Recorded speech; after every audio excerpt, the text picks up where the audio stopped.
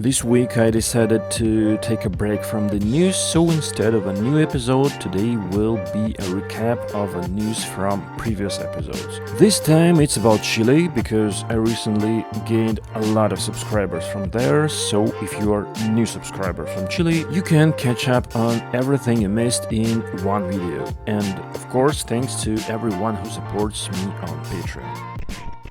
The Chilean State Railways EFE has contracted 32 electric trains from Chinese company CRRC to operate on suburban routes near the capital Santiago. Currently, these routes are served by trains previously operated on Spanish railways. They say that this is the largest contract since the company was founded in 1884, and the total price is $171 million. In addition to ordering new trains, they are also modernizing rails, switches, and the contact network. The trains will be triple-wagoned, have a top speed of 140 km per hour, and will be able to accommodate about 800 passengers. This contract is a part of a strategy designed to triple the passenger traffic of the Chilean railways up to 150 million passengers per year by 2027. According to the representatives of EFE, every such train can replace 480 private cars and 8 buses, which will reduce CO2 emissions by 38 tons per year. By the way, a few months ago, the Chilean Railways also presented a new high-speed train that will operate between Santiago and Chlean, which is also built by CRRC and now is one of the most modern trains in Latin America. So, as you can see, the Chilean Railways are developing quite actively. The capital of Chile, Santiago, has launched a 3.8-kilometer extension of Metro Line 3, which includes 3 stations and connects the city center with the Quilicura district at the outskirts, which is a great news for almost 300,000 residents. 33333. And this is somewhat of a restoration of justice, because this neighborhood used to be so isolated from the city that many of its residents didn't consider it as a part of Greater Santiago. The travel time to the center by a new metro line will be now only 20 minutes instead of the current 44 minutes by bus. The entire planning and construction process lasted for 9 years and cost $378 million. And there are also plans to provide a transfer hub between the metro and suburban trains at the Ferrocarril station.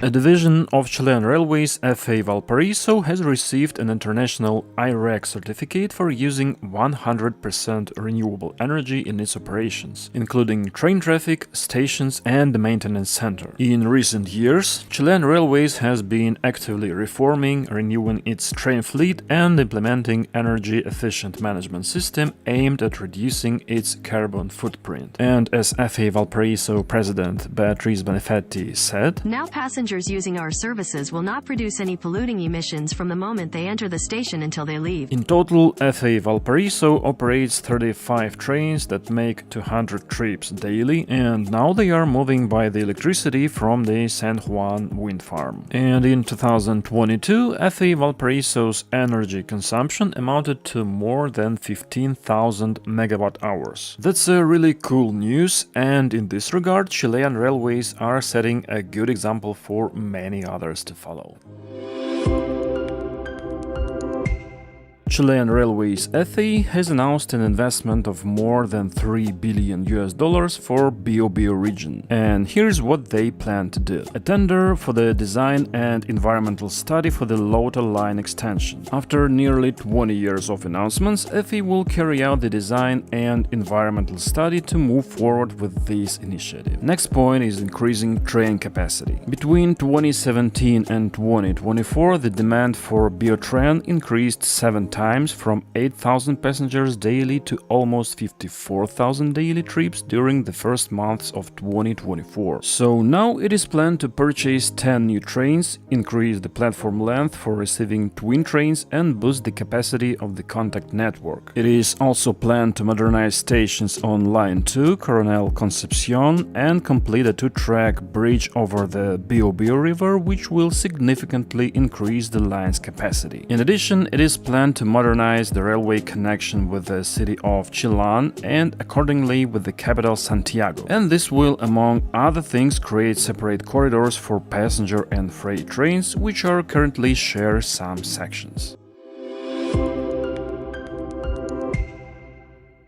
In the Chilean city of Concepcion, the implementation of electronic fare collection system for public transport is underway, and in the process a misunderstanding has arisen between the city authorities and the transport companies. The carriers union opposed the idea that public transport unions in the region should play the role of financial administrators who will collect future electronic fares on buses in Greater Concepcion. The current system in Concepcion is that passengers simply pay the driver cash, which he has to hand over to his company at the end of the day. Transportation companies are not opposed to the modern payment system in general, but they are in favor of its implementation by the state. In general, attempts to introduce an electronic payment system in Concepcion have been going on for more than 20 years, but so far without success, because it seems that no one wants to take responsibility for its operation.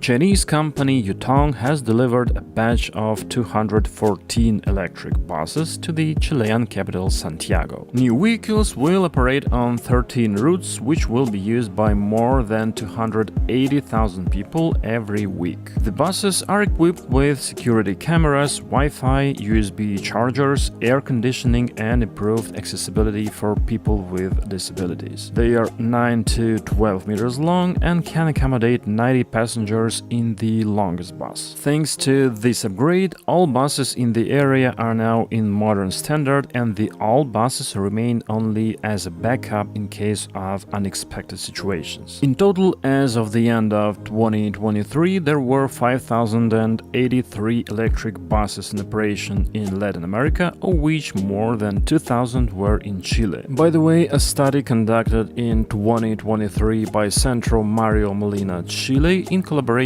with Zebra showed that economic competitiveness of electric buses resulted in a total cost of ownership 32% lower than their diesel counterparts.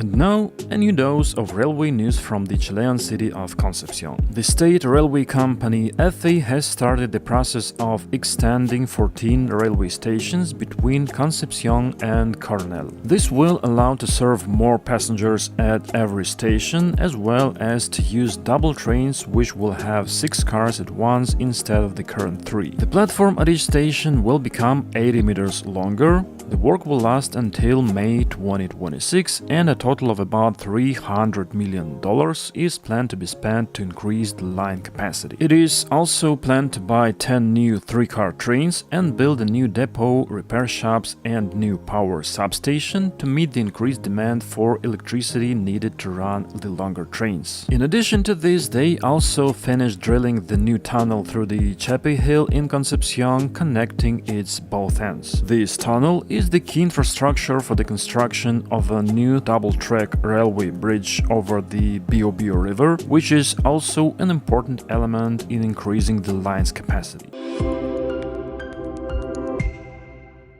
Representatives of EFE Trenes de Chile visited Marco Polo rail plant in Brazil to see production of trains ordered by the operator. In January 2023, they signed a contract for the supply of 3 Prosper VLT double-car diesel trains for a total of $15 million. These trains are intended to be used on the 88-kilometer narrow-gauge line, which connects the coastal resort of Constitución to Talca and was reconstructed in November 2022. The budget of that reconstruction amounted to only $1.9 million, but it reduced travel time from 3 hours 15 minutes to 2 hours and 45 minutes. The line goes through a region that is poorly served by other forms of public transport and passes over the Banco de Arena Bridge over the Maule River, designed by the famous French civil engineer Gustave Eiffel. New trains are to replace the current Ferrostyle ADM rail buses, which were produced back in the 1960s. They are designed, these new ones, to carry 223 passengers and will be equipped with air conditioning, places for disabled people, and a toilet. Delivery to Chile is expected by the end of this year.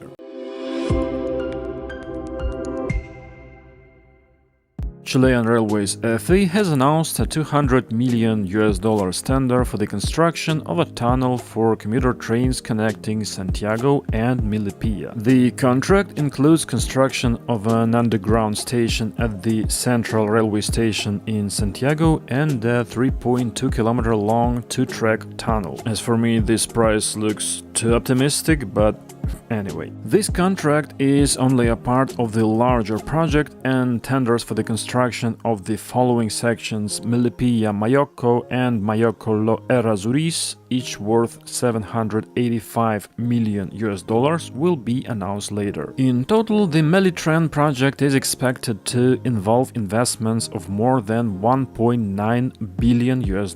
Notably, one of the reasons for building the tunnel, though certainly not the main one, is vandalism, which often affects rail infrastructure. The overall project includes 11 stations along the 61-kilometer line with 3 tracks, 2 for passengers and 1 for freight trains, and connections to metro lines 1 and 6. It is estimated that new line will have an approximate ridership of 57 million passengers annually in the area with a population of over 1.1 million. In mid-September, it was announced that FA has received 6 bids from Spanish and Chinese groups in companies and 1 Chilean company. Meanwhile, Chilean Railways FA has signed a contract for 2 sections of the Melipilla railway line project, which I discussed in the previous video, with a total price of $813 million.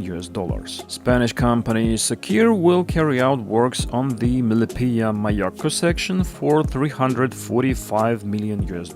Another section from Lo Errázuriz to Mayocco will build Dragados Velasco Consortium for $468 million. Works will start in 2025. At the same time, Metro Santiago, a transportation company in the capital of Chile, has again selected CAF to supply and maintain its rolling stock. This time, CAF will supply 6 new trains of 5 cars each for the extension of Line 6. These trains will be equipped with the GoWay 4 automatic control system, just like the 41 trains previously supplied by CAF for Lines 3 and 6. This is the highest level of rail automation with no onboard personnel, with all functions including driving, door opening and closing, security and train control fully automated and controlled from the control center. Meanwhile, in Chile, after 18 years of shutdown, the train came back to the city of Puerto Montt. So far, it was just a demo ride, and the restored line is scheduled to start carrying passengers in March of this year. The last time when train arrived at La Paloma station in the capital of Los Lagos region was in 2007, when it stopped operating because of technical problems. The line connecting Iquique with Puerto Montt is 7.4 kilometers long and has 4 stations: La Paloma, Alerce, Puerto Varas and Iquique. The total cost of its restoration was $7.8 million. As the new rail bridge across the Biobío River in Concepcion, Chile approaches completion and is expected to be partially operational by July of this year, discussions have begun about what to do with the current single-track bridge, which has served for 134 years. There was a time when this bridge was considered as one of the largest metal structures in the world, and it will also need to be maintained in such a way that it doesn't fall down during a flood and damage other bridges downstream. And one of the ideas currently being discussed is to turn the bridge into a place for walking and preserve it as a historical monument, making it a kind of analog of New York's High Line Park. This will significantly reduce the load on the bridge's structures, but its condition will still need to be monitored. However, one of the problems is that, according to local experts, Chile doesn't have special care for architectural heritage set out in law. I even tried to contact one of these experts, but he didn't respond. As they say, there are few cases where architectural monuments have been preserved, but in general, most heritage sites are abandoned and destroyed by the environment. You know, if this is true, it's a pretty sad situation, and I hope someone from the Chilean audience will clarify in the comments. Meanwhile, in Chile, work continues on a bridge that is supposed to be the longest in the country, and the government recently announced that it's halfway complete. The new 2.7-kilometer Chacao bridge will connect the mainland with Chiloé Island, which is the largest Chilean island with about 150,000 inhabitants. After the bridge is completed, it will take only 3 minutes to get to the island from the mainland by car instead of the current 40 minutes by ferry, and it will not depend on weather conditions. The total budget of the construction, which began in 2017, is $800 million, and the completion is scheduled for 2028. The new train produced by Marco Polo Brazil, which I mentioned the other day, has left Brazil and is the first of 3 units that will renew the rail fleet on the 88-kilometer line in the Maule region between the cities of Talca and Concepcion. With an investment of $15 million, these new trains are designed for 80 seated and 140 standing passengers. They have a maximum speed of 80 kilometers per hour and are equipped with ergonomic seats with armrests and pull-out tables, independent air conditioning in each car, wide doors, and USB ports. The investment also includes construction of a new maintenance depot in Talca, which is currently underway. The current Manferro-style railcars have been in operation since 1962 and were declared a national monument in 2007, but their age finally have made it necessary to replace them with modern trains. The new car will first be tested on the line, and passenger transportation is scheduled to begin in the third quarter of this year. A few moments later. And when this video was already finished, I came across the footage of the new train arriving at its destination in Talca, so here it is.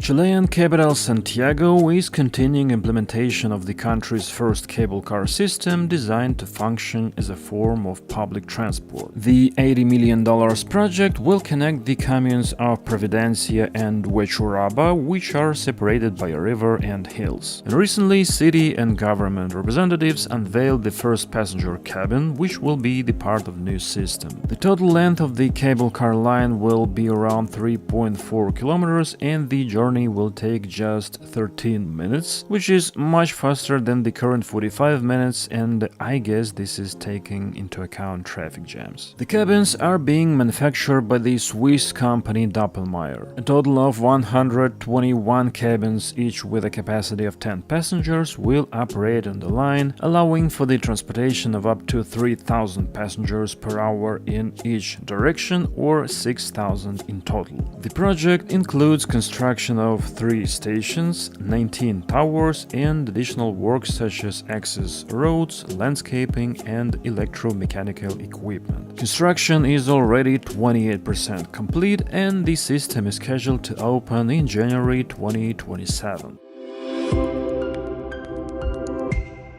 Meanwhile, Chilean city of Copiapo will become the first city in Latin America to have fully electric public transportation. That's what he said.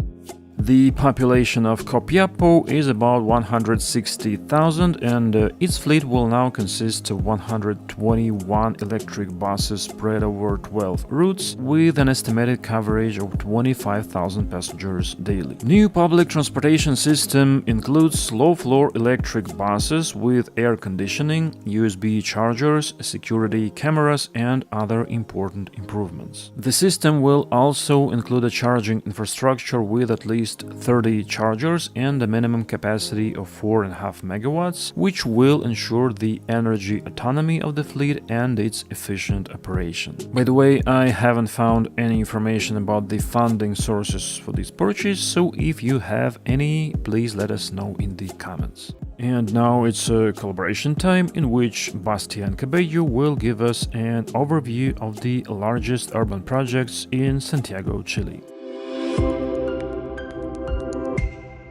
Santiago de Chile, one of the biggest cities in South America and the capital of the #1 country on the Human Development Index in Latin America, is known all over the world for its massive projects and infrastructure. I'll show you real quick the main urban mega projects that are being developed here. First of all, we have the metro. As of right now, 2025, it's the biggest metro system in South America with its 8 lines. But in the next year, it will add 5 new lines to the system, with automatic electric trains that run on renewable energy, innovations like walls on the stations, all types of payment systems, total integration with bikes and buses. This system is as good as it gets. Its massive expansions go hand in hand with the electric public buses that cover the city, making Santiago the city with the most electric buses in the world after Chinese cities. Also, Santiago has a sophisticated highway system with different radial lines and main highways that circle the city. In 3 years from now, the missing part of the Circle Highway will be completed, burying the highway underground, leaving space for parks and bike lanes on the surface. A new Circle Highway, which is way bigger than the last one, is projected for the future, and we're about to start building it on the south. And when it comes to the radial highways, we have the South-North Highway that in 2030 will have a big chunk of it buried under a massive park that will unite 2 parts of the city that have been separated since the construction of the highway.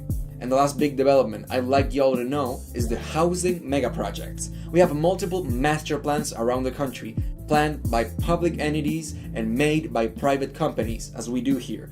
And Santiago will have Parque Bicentenario Cerrillos with dozens of towers, a massive park, commerce and new bus routes. We'll have Ciudad del Niño that consists of 22 towers of housing and a lot of public space, inspired off of social housing projects in Germany and the Netherlands. And finally, La Platina, which will transform a big chunk of the city from one of the poorest places in the country to a middle-class neighborhood, with tons of vegetation and integration with the metro system.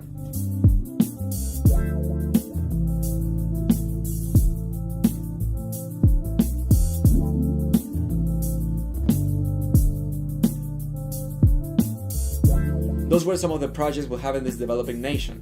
If you want to get to know more about our mega projects, you can go watch the video, The Most Ambitious Mega Projects in Chile, in my channel Bastian Cabello. Santiago, Chile has announced plans to build a long-awaited new Metro Line A, which will connect the Wellen station of Line 7 with the Arturo Merino Benitez Airport. The new line will be 6.5 kilometers long with 2 stations, will be completely underground and is currently estimated to cost $365 million. It will use modern driverless trains similar to Lines 3 and 6 and should reduce travel time to the airport from key points in the city by over a half. I was in Santiago once, and getting from the airport to the city required taking a bus and then changing at the nearest metro station halfway through the journey, which wasn't very convenient, especially late at night in unfamiliar city. So this is definitely great news. Meanwhile, in Chile, they announced a tender for the design of a cable car aimed to connect the cities of Alto Hospicio and Iquique. Construction is scheduled to begin in 2028 and launch in 2030. In general, the idea of this cable car looks extremely logical. The city of Iquique, with a population of about 200,000, is located on the ocean coast, and the 95,000th Alto Hospicio is right next to it on top of the high plateau, and now they are connected only by a highway laid along the slope of this plateau. The planned cable car will be 5.7 kilometers long with 3 stations, and its price is currently estimated at $126 million. It is to connect the Esmeralda roundabout in Alto Hospicio with the El Pampino in Iquique, including intermediate station at the intersection of Tadeo Jaenke Avenue and El Tamarugal Avenue. With a capacity of 2,000 passengers per hour in each direction and a speed of 22 kilometers per hour, it will reduce travel time between two municipalities from 45 to 16 minutes, solving the 480-meter elevation difference. So this project will not only provide an alternative to traveling by car, but will also help reduce traffic congestion between the cities and decrease air pollution. Meanwhile, Chile has begun work on a feasibility study for a direct rail link between Santiago and Concepcion. Concepcion's agglomeration, with a population of about 1 million, is one of the largest in the country, but passenger trains from the capital don't reach it, stopping about 100 kilometers from there in the city of Chillán. In fact, it's possible to get there by rail, but it is necessary to take a detour via the Yumbel branch, which extends the route and makes rail transport less competitive. So the government is now planning to fix this situation, which will not only reduce travel time, but also contribute to the development of the country's south and its logistics, as there are many ports in the greater Concepcion region. Meanwhile, in the Chilean city of Concepcion, a new railway bridge over the Biobío River has just entered service, and this is one of the projects I've probably followed the most closely in recent times. The new bridge is double-track, 1.9 kilometers long, and is designed for trains running at speeds of up to 100 kilometers per hour and also to withstand floods and earthquakes. From now on, it will carry both freight trains and commuter services of the Biotran system, which connects Concepcion with neighboring towns. In addition to the bridge itself, a new 320-meter double-track tunnel was also built. It passes through Cerro Chepe Hill and links the bridge to the railway station. The launch of this new infrastructure will allow for more frequent suburban train service and enable the operation of paired 6-car EMUs, which wouldn't have been able to cross the old bridge. The new bridge runs parallel to the old one, a single-track metal bridge built in 1889, which had become a symbol of the city. However, its condition had deteriorated significantly in recent years. Floods and earthquakes often caused damage, forcing closure for repairs that sometimes lasted for months. These interruptions caused major inconvenience for residents, which ultimately led to the decision to build a new bridge. Construction began in February 2022 and cost approximately $270 million. The bridge was initially planned with a different design, but the concept has changed during construction, and now it includes the structure that looks like cable-stayed pylons and is planned to be illuminated at night. At first glance, it gives the bridge a modern, iconic appearance, but when you look closely, you can see that this structure is purely decorative. That's a bit disappointing, but it is likely a compromise driven by budget constraints and seismic safety requirements. Another strange detail I've noticed is that to reach a new bridge from the station, trains still have to pass over a short single-track segment, which could become a bottleneck in the future, although it is probably a temporary solution until further upgrades are made. And one more thing I've been wondering, why wasn't the new bridge built on the opposite side of the old one? Cause looks like it could have been a simpler option that avoided building a tunnel at all. But still, despite these details, this is a huge step forward for rail transport in Concepcion, so congratulations to the city. A medida que el nuevo puente ferroviario sobre el río Biobío en Concepción, Chile, se acerca a su finalización y se espera que esté parcialmente observativo en julio de este año,